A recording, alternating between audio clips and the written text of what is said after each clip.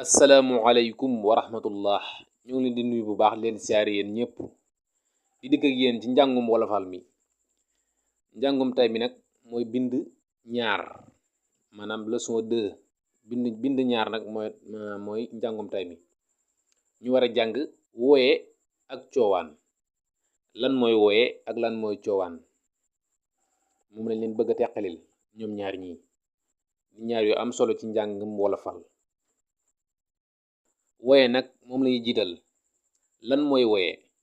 woye nag boo ko déggee moom mooy maska, maanaam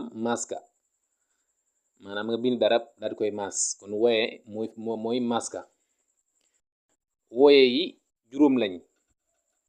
woye yi moo ne nii ma bindal la ci suuf. bi ci jiitu moom mooy a, i, u ak o, e moo mujj.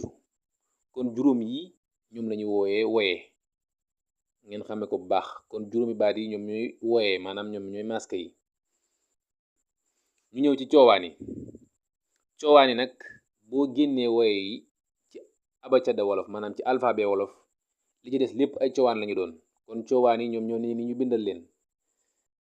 coowaan yi bi jiitu moom mooy b, bi ci topp c, d, f, g, h, j, k, l, m, n, ñ, ŋ, p, aq, r, s, t, w, x,